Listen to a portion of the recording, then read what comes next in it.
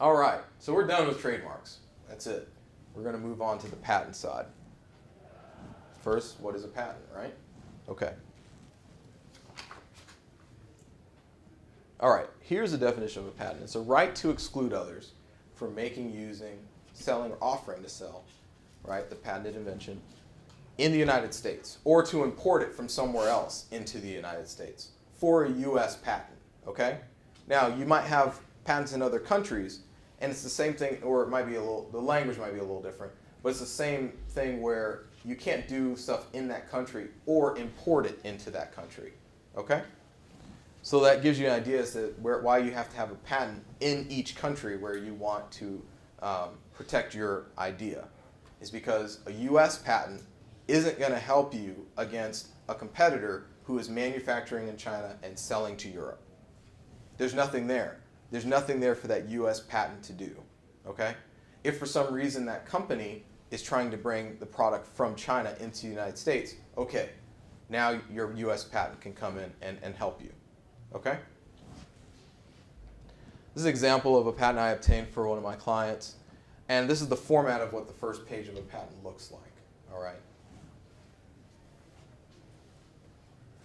Now, this is another area, especially for small businesses, that's very important, is how a patent, how the ownership of a patent is determined. A patent is initially granted to the inventor, okay?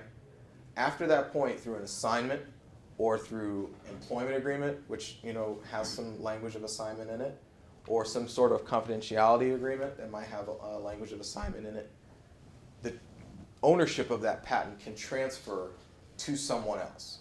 There's actually a case in front of the Supreme Court right now, Stanford v. Roche, which is going through that issue in great detail, okay? And if you're interested in that, we can definitely talk about that after the presentation. Okay, so what is a patent though? Remember our definition, and the one thing I wanted you to take out of this was, what does a patent look like? How can you identify whether something is a patent or if it's something else, such as a published patent application? To ensure it's a patent, you want to check two things, and we're talking about the US here. So we want to see United States patent, and we want to see the patent number, which right now is 7 digits, okay? If that starts off with a D, it's a design patent. It's still a patent, it's just a different form of patent. Or if it starts off with a year, then that's a published patent application. It's not a patent. So if you see 2010 and then some backslash and then some additional numbers, you're talking about a published patent application and not a United States patent. The reason why that's important is because you only get the ability to exclude others once you have an issued patent, okay? You can't do so based upon a published patent application. You can start the clock running on your damages, but you can't, tell them you have to stop doing this right now because I have a published patent application. They will laugh at you, okay? All right, how do you get one? That's what we're going to go through next. A lot of the same sort of process steps that we had on the trademark side, where you have to make some sort of considerations beforehand. You probably should do some level of searching to find out if someone else has already patented what you want to go after. Then you have the same sort of process where you create an application, you file it with the Patent and Trademark Office, they review it, they say no, right? And then you get them to say yes. That is the examination of the patent. Publication is a little bit different. When you file certain patent applications, after a period of time, they will publish into those published patent applications we were talking about earlier that has the year on it and then the numbers.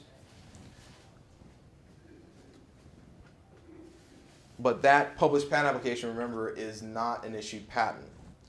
You have to get to the point where the United States Patent and Trademark Office says, yes, you've answered all the rejections, you have a allowable case, then your patent issues. And from that point, you still have the same thing that you had on the trademark side. You have maintenance. You have to keep on paying fees in order to keep the patent in force. So, shameless self-promotion. I think there's a common theme in this presentation. It is not that easy to go through the patent process. Okay, definitely suggest that you hire a prosecutor to help you with a lot of those areas listed on the screen.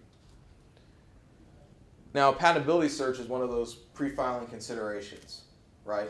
You want to make sure that you are in an area where you can, go through in detail what you're doing, and you're not worried about someone else having already beaten you to that point. So you need to know what's the state of the art for your area. And if you find that there are others in your space, then you need to figure out what features of your invention are patentable over what others are doing. Does that make sense? Okay, great. Typically doing a patentability search leads to better drafting initially of your patent applications, and it's required for most forms of accelerated examination.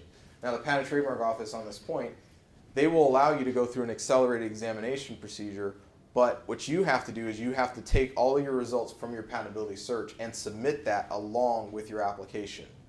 Detail, I'm in this space, here's everyone else, this is why mine is patentable, okay?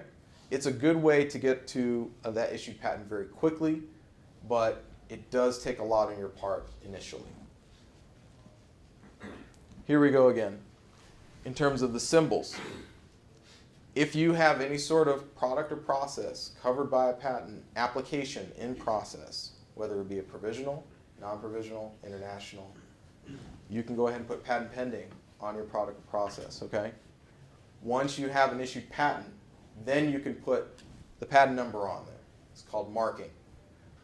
The concern, though, is if, say you have a patent, but it's been 5 years and you never paid any maintenance fees. Well, it's done. You should have paid maintenance fees at 3.5 years, right? If you still continue to mark your product, you may be liable for some form of damages, okay? And that's what you need to watch out for. Okay.